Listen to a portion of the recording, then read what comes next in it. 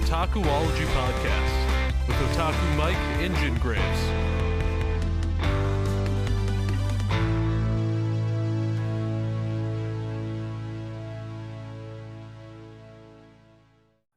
Hey, how's it going? Welcome back to another episode of the Otakuology podcast. I'm your host, Otaku Mike, and with me, as always, is my heterosexual life partner, Jin Graves. I thought I was Otis Mike this time. No, I'm Otaku Mike. It says Otis Mike on the thing right there. That's because you don't know how to spell. Okay. Yeah, when we first logged in, I was sitting there and I was like, does that say Jin? And I put Jin. This could get really fucking confusing on who's talking at the moment and whatnot. So I was like, let me figure that out. So we put out a little question thing on our podcast, or our podcast Instagram feed, giving taking advice or questions that we would want to cover for the podcast, like topic ideas and stuff like that, and we got two. One was in-depth look at anime or characters, and the other one was like manga for children, which was a really interesting concept or our topic to talk about, I feel like, because to be honest, I feel like a lot of manga fans are geared more towards like the teenage stuff almost. Like right. 10, 11, 13-year-olds. And to jump into that, I agree with you because everybody we've ever talked to about if they're a teacher that uses it in school or whatever, has always focused on like younger teens, 12, 13-year-olds, things like that. But we've never actually had anybody ask us or tell us that they want to do that with a even younger audience. Yeah, around like first graders to like, I believe 4th or 5th grade it was.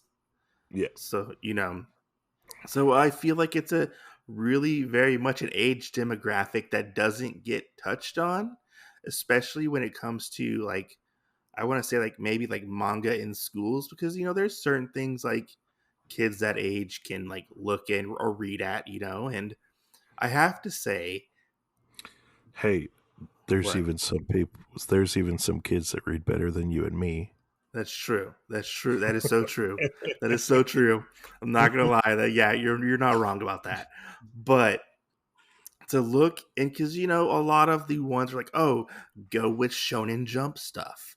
Well, Shonen Jump has a wide age range when it comes to like stuff, mangas, like and like some of it may or may not be school appropriate, and or or even be able to have, because I know there's certain guidelines some like schools or like day schools will have on like what books they can have, because a lot of it has to do with like gun violence and stuff like that, or like just violence in general. That's true.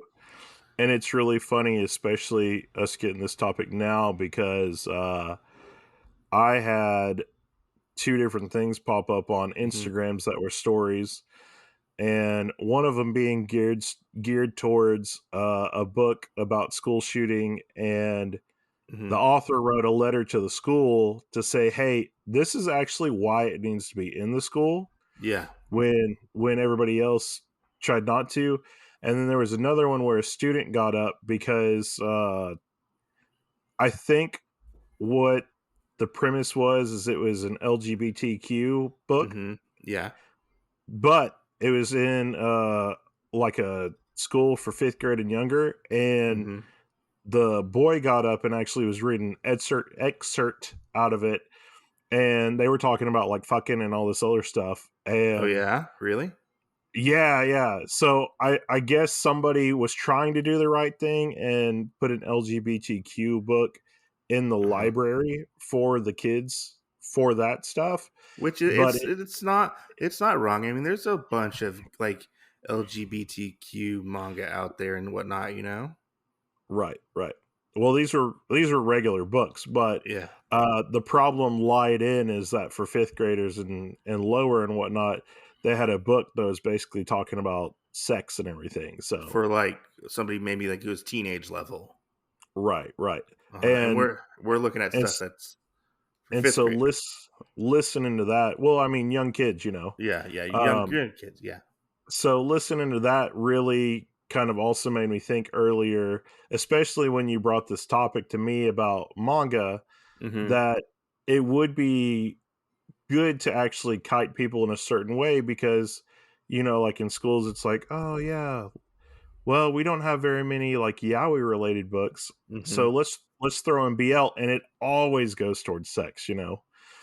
So Depending on what it is. You know, we don't want to throw all BL in that category. should I say old BL? Oh, maybe old BL. I know because there's like this one really good one about like queer and like gay lesbian. It's called like Heartstoppers, I believe it's what it's called. Yeah, It's a graphic novel sort of indie comic that's very popular within the LGBTQ plus community, and right, I've heard about it. I've heard it recommended several times, and I know it's more geared towards like teenagers and stuff like that. But you know, right. haven't been in elementary school in quite a while, so I don't know what they're showing or they have at their libraries and stuff like that for like stuff to check out. Right. To be honest, Right. I mean, just old stuff like when we were growing up. So, but like just to think about it, like even going back when I was young, uh, a lot of, or I say nowadays, there's a lot of like book series that like we grew up on that are being translated or created into graphic novels. You know, like right. there's like the Babysitters Club, Animorphs. Do you remember Animorphs? Kind of. I remember Kind the of, TV show and kind of, yeah, seeing the books. I yeah. never read the series, but I remember that. Okay. Well, Animorphs got like a graphic novel adaptation where it's like a one-to-one adaptation, just it's a comic book form. And like one thing that I know a lot of kids gravitate towards now is like the graphic novel comic book aesthetic, especially kids who are very, very struggling with reading. Right. It helps them learn to read because I know when I was a kid, like I hated to read books, but I was always gravitated towards like comic books. I remember the first comic book that was put into my hand was The Death of Superman. That was the first comic book like I read was The Death of Superman, and I, you know, I'm what so what a sorry why is that? that you had to deal with Superman's death right off the bat. I know it was very sad, but it was an amazing book. It was an amazing book, and then after that, I read. Oh God, was it Fatal Attraction? X-Men Fatal Attraction? I can't remember what it was. It's the one where Wolverine gets his adamantium ripped out of his body. Again, I'm so sorry you had to start with that. I know, right? Actually, I still own that comic book to this day. I still have it in my collection. Um, Well, but shoot, and I can't even like I could tell you like what was happening in the first comic that I've ever had, but yeah, I can't tell you what it was because it was like a Wolverine and a Deadpool comic like back uh-huh. in the day, and you always had the oh man, and I guess it was like Wolverine going against Deadpool, and he pulls his mask off, and then you see Yeah. him like Ryan Reynolds cancer ridden Deadpool, and you're like, huh? But I was like yeah, six, like completely scarred. a lot of kids who struggle with reading very, very much gravitate towards comic books because it's easier for. But you know, if I had Otakuology back in the day, I wouldn't have been scarred by seeing Deadpool. Well, I mean, we probably scar people on a daily basis, to be honest, from listening to our podcast and the shit we talk about. I don't think so. I think we're I better think than so. that. No, no, No, no. no, no, we're not that way. We are the tenacity of podcasting, so you know. You're But probably right. You're probably right.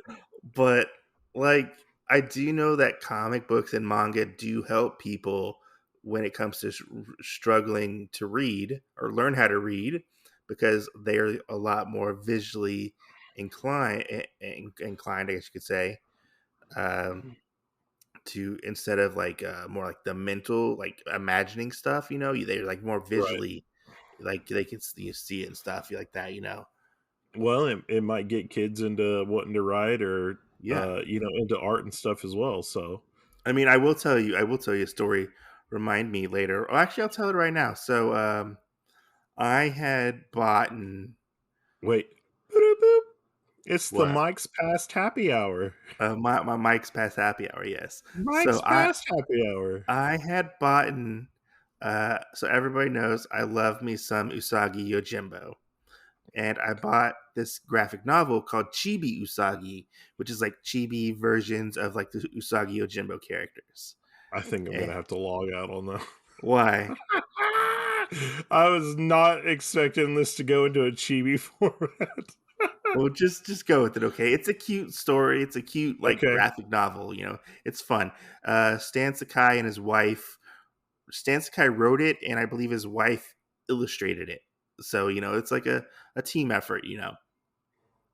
And so I ordered it used. I didn't know it was a library copy, and as a collector, you can't have library copies in your collection unless you know how to clean them up really well. This is true. And so I was like, oh, I'm just going to order another one because it was fairly cheap. It was like $10 or something like that. I think it was less than that, actually. And so I gave the copy, I donated it to my girlfriend's classroom at her school, her day school she works at, so they can have stuff to read and stuff like that. It was kid appropriate. And come to find out, one of the kids in the classroom really, really enjoyed the book. Like he couldn't put it down. He's read it multiple times, as of now. And he knows nothing about Usagi Yojimbo. But he loved the story. I can see you being like, "Here, kid, here's my card. Find my podcast in the future when you're old enough." Right? Yeah. Right? That could totally happen, but like that also kind of brought up this discussion we are having today. What is appropriate for children to get into when it comes to manga wise? And like we'll talk about some titles and why we think they're good at for kids to start reading and stuff like that. Yeah. Well, I guess I should start off. It was going to be number one on my list, but I'm just going to put it out there right now. Usagi Yojimbo. I know it's not technically manga, but Yeah. it's a damn good series, and it's a good series for all ages. Like anybody can get into it. There is some violence Yeah. in it. There is some violence in it, but there's not really any blood in it. So like when anybody dies, they get like a little bubble over their head with the skull and crossbones in it, and that's how you know they died. You know, people get hurt and No, cut. they're just out. They're not actually dead. If people get hurt and cut in it, and if you don't know Yeah. what Usagi Yojimbo is, it's about a world with anthropomorphic characters in it, and we Like the Ninja follow Turtles. Miyamoto Usagi. Yeah, a lot like the Ninja Turtles. Actually, it came out the same year as the Ninja Turtles. I know they But have a crossover book too. they have a couple, yeah. But this is done by the creator himself of Usagi Yojimbo. Ninja Turtles ended up getting handed off to other people and stuff like that. It wasn't totally creator controlled. But this is totally creator controlled. You can jump into it anytime. There's like short stories, long stories. You just jump into it, have a fun time. It's about this samurai who's a rabbit. His name is Miyamoto Usagi, and Miyamoto Usagi. he just goes around and has different adventures and stuff like that. So I'll recommend that one off the top of my head because that was going to be on my list of stuff to talk about. So I put mine in kind of a weird order of things. I put mine in a questionable order of like it would be good for kids to read just because like we know about it, but it might not always be accepted. like kid appropriate almost. Kind of, sort of, yeah. Because It we're would dealing just with like depend on a the school. very limited like age range here. Right. It would more so depend on the school. Yeah. Okay. My first one though is Dragon Ball. Yeah. Um, Why and how so you would pick Dragon Ball? so I picked Dragon Ball just because it is one of those iconic ones. Like even people like that I grew up with, and people like if you bring up Dragon Ball in general Mhm. with anybody, everybody's gonna be like, "Oh yeah, man, I watched that on whatever station or whatever. Oh yeah, my big brothers watched it. Oh yeah, like you're gonna get a well-rounded group of people that still be able to talk about it. Everybody's gonna say, "Oh yeah, that's kind of the manga that you first or the anime you first get into and stuff." Yeah. Um, now but it's questionable though because there are a few things in this one that, depending on how low in age we go or whatever, some things I wouldn't find offensive, but other Hmm. people may find offensive. Yeah. We do have that like fake flash scene from Boma Yeah. where Yeah. you don't Yeah. see anything, but um, and then you There's have some fan service in Dragon Ball. and you have I don't even know what to describe that it looks like. Goku's little buddy, with His him wiener. running around, Yeah. running around like before he's trying to get in the bath. Yeah. Um, Stuff like that. It's not like, to me, it's not really that big. I would let my kid read it, Uh huh. but I also would let that happen because I feel like he would connect with that more, especially being a little boy and sometimes getting out of the shower and running around the house naked. Yeah. Um, But so he might that laugh one at that. also had guns in it too. So like gun violence is a big thing in schools, So like it may or not, allow that one. We never know. Yeah, I Yeah. don't know. I don't But I remember think it's having more of like gun. a fantasy setting, so I think that one might be able to pass, you know? Yeah, Because I have a fantasy one that I was going to talk about, and it's actually an all ages manga, and it's shown in Jump as well. And the one I was thinking of was Dragon Quest: The Adventures of Dai. It's more of like a fantasy series about a yeah, young boy who is very much similar to Goku, and he goes on a quest to stop the Demon King, basically, and it's more like sword and sorcery type of uh, aspect to the series. right, right. And there's some like action stuff like that, but it's not like very violent and stuff like that. It's a very Is much that your second one? yeah. That would be my second one. Okay. I mean, I have a Uh, couple on my list. yeah, yeah. But So I picked that one in particular because it didn't say like teenager rating yeah, on it. It was all it's ages, so everybody can all read it. ages. Yeah. Yeah. Uh, okay. Well, mine after that is actually one that you and I love. Which one? Uh, because we have another podcast dedicated to it. Oh yeah. Oh yeah. Uh, but Pokemon Adventures. Okay. Well, that one's on my list too, so we can talk about that one right now. How high up on it is is it on your list, or what's the next one? It was like number 3. Okay. Yeah. I mean, everybody loves Pokemon. There's not really anything I feel like we have to discuss on that one. Well, Uh, let's discuss you saying know, like the Pokemon Adventures manga. We're talking about the Adventures manga. right, It's based on the video games themselves. It's not based on the anime. So that's a right, right, big difference. And it is spanning and still going on till this day. So you can kind of jump into whatever story or title you want to begin with when it comes to being like a child. And right. plus they're like And super cheap nowadays. and Like this one is also one endorsed by Otis Mike, because his kid reads it. So no, she actually doesn't read it. I thought she used to read it. She tried to get into it, but she couldn't get into it. Oh well, then you can't endorse it. My bad. Yeah, I can't endorse it. I'm sorry. But I'm going to endorse it for my big kid, Otaku Mike. So I mean, Otaku Mike does have a lot of I just dropped my phone.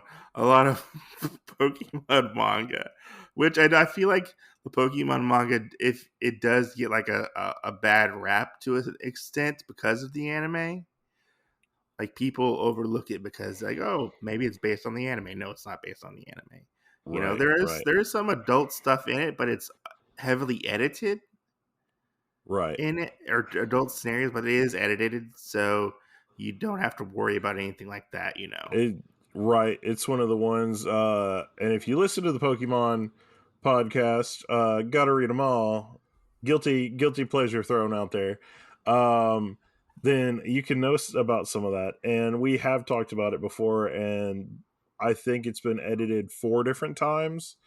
Yeah. Just to make sure like some of that stuff that could be questionable has been taken out. Yeah, the Pokemon podcast that we talk Pokemon stuff about is actually on this podcast feed, where you get all your Otakuology goodness. Right? Shameless plug right there. Shameless. But my next one actually is one that my daughter does read, and she reads Cheese Sweet Home, the one about the little cat. This one you can get really easily. It's That was one pretty. of my honorable mentions. It's one of your honorable mentions. Yeah. It's a pretty simple manga. It's about a cat that does cat things around the house and stuff like that. You know, it's a pretty cute little slice of life manga. You can't really go wrong with it. And that's all I Would can really say about it. It's cute. would you also say the cat one that you have that's Michelangelo or whatever, where it's which one I'm talking about? Oh, what's Michael? Yeah, yeah. I About the would put orange tabby. I would put that one in there because that one's like 10 and up Okay. for age group. That one is a little fantasy, sort of Garfield-esque book slash sort of like real life. It's based on a real cat, Yeah. but that one's fun. That one's like 2 books. That one I would recommend to children. Yeah, it's not a bad read. Yeah. Okay. That one was actually one of my honorable mentions as well. And then another one of mine is Leave It to Pet. What's that one? I've never heard of that one before. So it's about a little. I want to say he's like a robot, but his parts are like a robot. And his body is made out of a recycled juice bottle. Oh, that's kind of funny. And so all like the characters and stuff in it are like a recyclable plastic bag or other stuff. And then the villains are like a pair of scissors or like a beard trimmer or all this other stuff, like things that kids aren't supposed to touch. Yeah. Or whatever, but it's pretty funny. And while you're reading it, it does include things such as like do this to help recycle for the world and other stuff like that. So it is more educational with having a kind of happy-go-lucky spin to it. Yeah, that's cool. Is that one still in print? Do you know? I believe it is. I did find the first copy of it, but I don't know. I don't know if the other 3 are still out there. And what was the book name? It's called Leave It to Pet, P-E-T. Leave It to Pet. All right. Yeah. That one sounds actually kind of cute and interesting. It's called Leave It to Pet, Recycled, the Misadventures of a Super Robot. That sounds kind of funny. So my next one is it's not like manga. It is manga, but it's done by Shitaru Ishinomori, and it's the Legend of Zelda: A Link to the Past manga, which is a one-shot manga. But this one in particular, I'm recommending because it's in full color. It's a one manga. It's more like a comic book, graphic novel sized book. Is that the big one that looks? Yes. And it's red? It's green. Okay. It's green. And it's got the sword. So I think there's more than one copy of that. Okay, there might be more than one printing of that one. I think there's more than one volume of it. No, there's a blue one and a red one. It ends It Okay. ends. Yeah, this is the really big one. This is the one that was in like Nintendo Power or something where it ran in. Like Okay. it's not even in like the box sets you get. It's like its own standalone book. Okay. Like Well, it's big. the Legend of Zelda box set is in mine too. Well, I just have that one book. Like Because like the Pokemon games, this one is also it takes all of the Zelda games and actually puts them into different oh, manga renditions. don't forget also they do the Twilight Princess book as well now. Yeah, Yeah, that one. yeah. Yeah. So, but this one is like it's not exactly a 10-volume series, but you, It's like 8 or 9 books, right? well, it's 10 books, but it's 8 different stories because Yeah. 2 of them are actually 2 books. Yeah. But I mean, it's just like the Pokemon Adventures kind of book. It sticks pretty close to like what the video game is like, but it's in a flavorful thing for a kid to go through and read it and have fun with it and do all that and be like, "Hey, I played that video game," you know. So, I would also add the Super Mario manga in that as well. That anything with a video game from our childhood, there you go. yeah, I would also add Super Mario because the not the I mean I haven't read the new one, but I'm talking about the older one that came out a few years ago. I haven't read the So new one yet. I haven't read it, but I heard a lot of it from you. That's another one on my list, and I'm gonna throw it into the ring with this one since you brought up Mario. Uh huh. But Kirby. Okay, so Kirby was like towards the top of my list. Kirby Manga Mania, which is about 5 volumes at the moment. I think it's like 20 or 25 volumes in Japan, so it's a long series. But Kirby Manga Mania is one of the cutest, most adorable, funniest, wholesome books you can get your hands on. It's such a fun read. I never thought I would enjoy a Kirby book this much because it's basically a greatest hits of Kirby adventures, and it's all curated by the manga creator himself.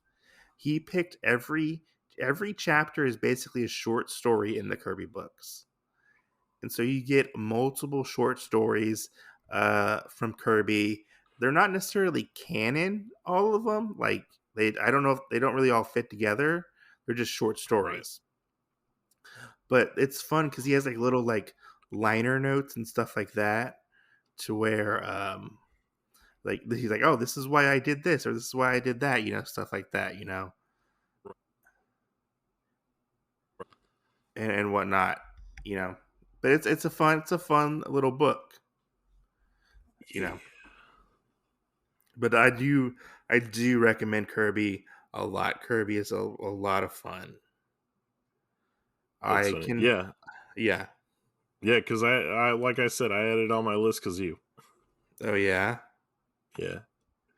Um and then I have another one that's kind of it only has one book, but it's one that I have in my collection when I bought it called Oh, Dinosaur Hour. what's that? Um it's kind of like a rough sketch like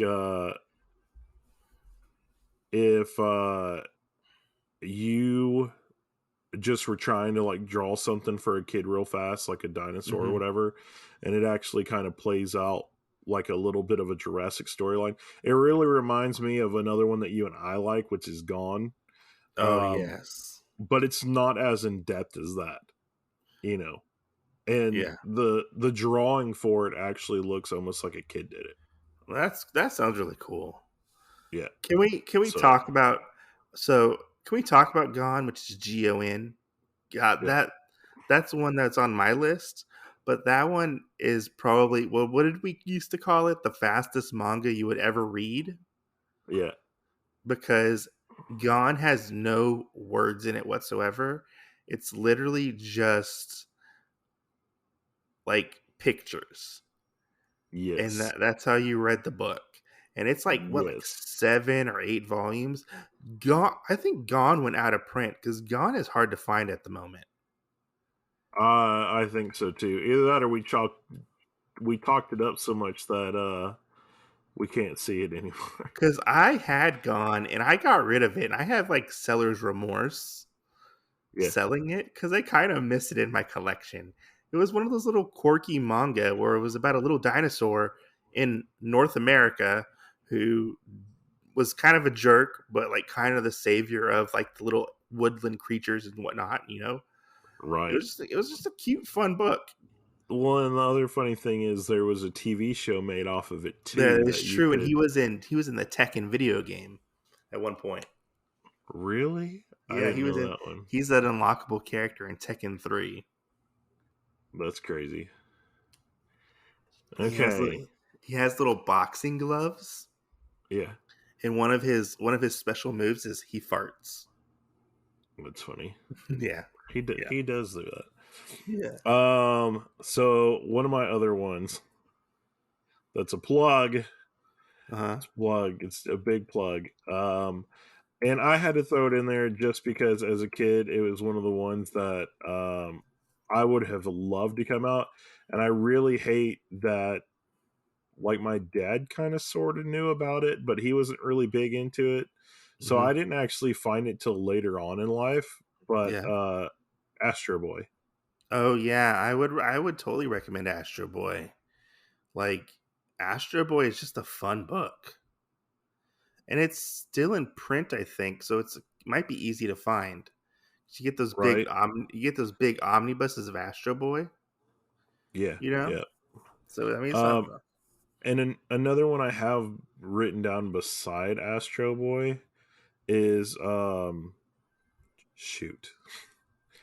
I wrote the description of it, but I can't remember what it is. oh It's yeah. yeah, the little yokai boy that has one eye, and I think he's I can't remember. But It's not it yo like every story is like unique. I was gonna say it's not Yokai Watch, is it? No. Yokai Watch is on my list, though, so we can talk about that while I try and figure out this other one. Oh, okay. I Um, I remember when Yokai Watch was coming out, me and I too. thought it was the weirdest fucking thing ever. That's one of the ones that I hate, even though feel like I keep chugging along It in case like someday my son's like, "Hey, can I read uh, that?" And I'm like, "Yeah, I have something it that you can definitely read." kind of seemed like they tried to make it a thing, and I don't think it hit over here whatsoever, really. I disagree. I disagree. Maybe for like a couple of years, but then it just left. I think it hit so hard that all the kids got into it because people have plushies of it still, and the video games and all this other stuff. And then it kind of like went and came and basically just stayed uh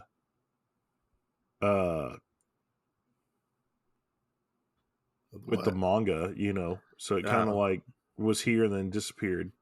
okay. I guess I don't see it anywhere at all. So I see I it mean, all the time. I feel like it passed my kid up, and she doesn't really know about it.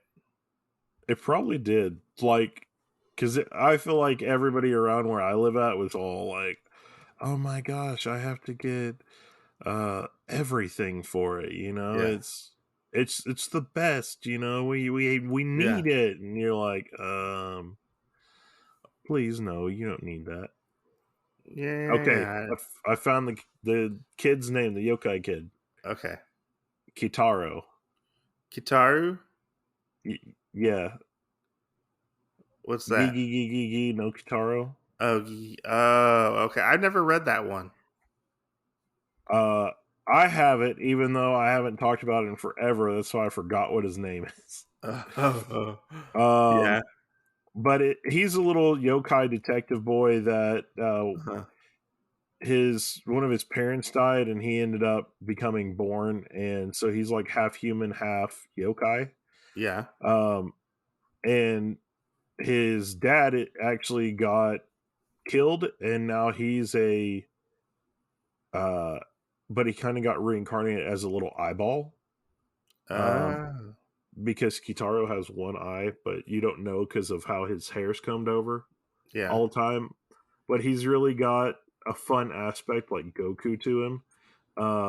And he always gives you something like if a character's saying, "Oh, well, I can do this or whatever," and he's like, "No, you can't burn me with fire because I have, this magic cloak made from, like a fire rat or something or whatever."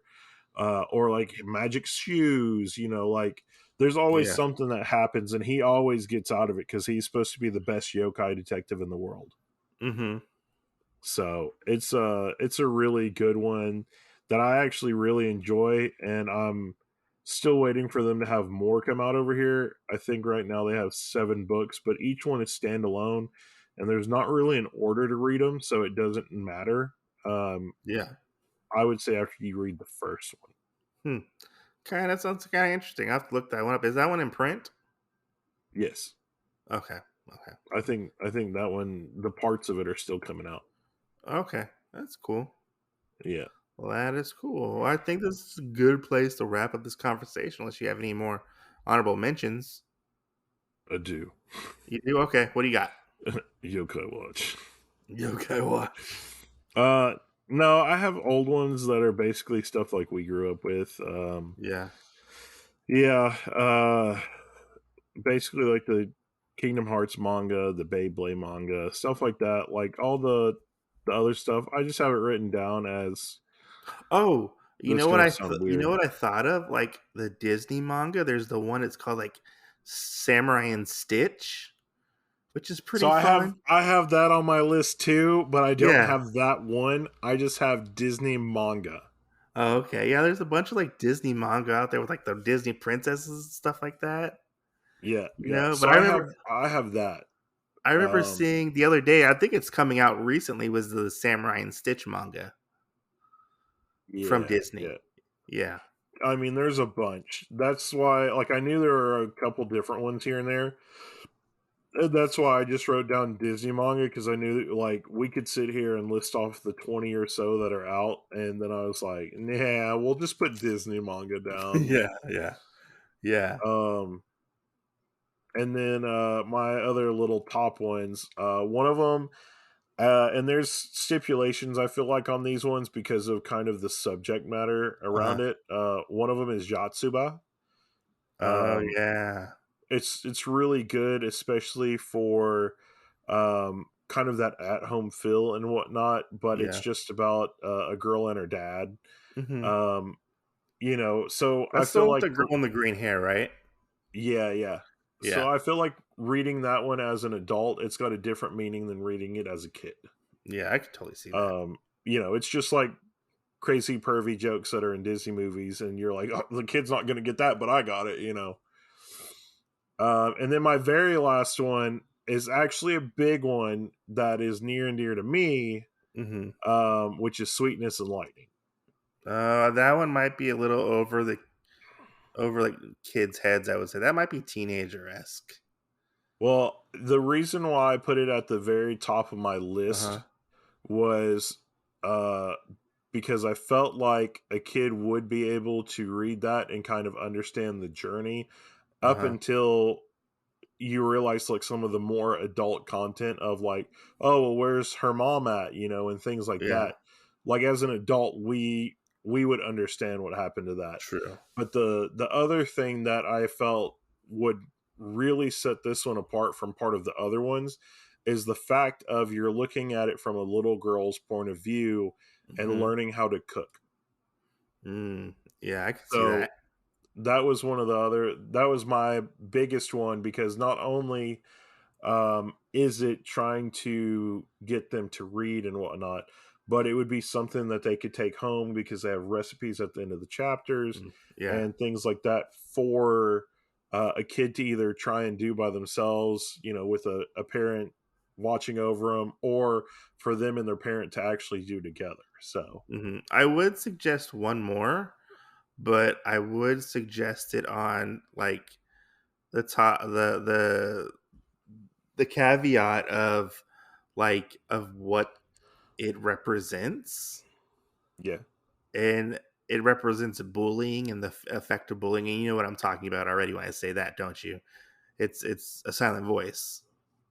You know. Oh Uh, yeah. I think that might be a little too hard core or hard to deal with the younger audience, but I agree.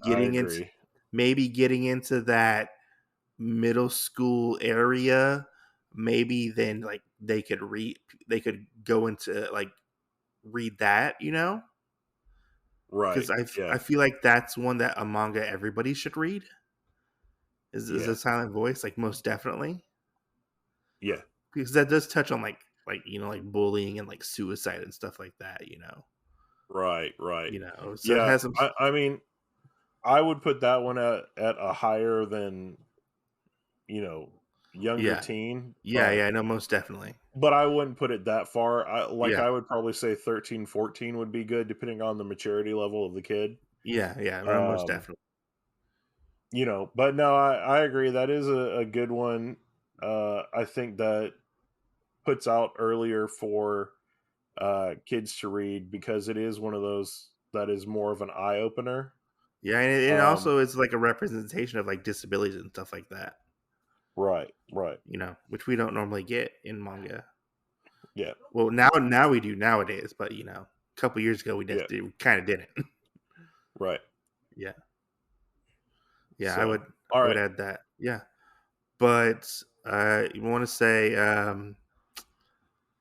I forgot what I was going to say. Oh, if you like to help out the podcast, you can do so by sharing and reviewing the podcast on whatever platform you listen to us on.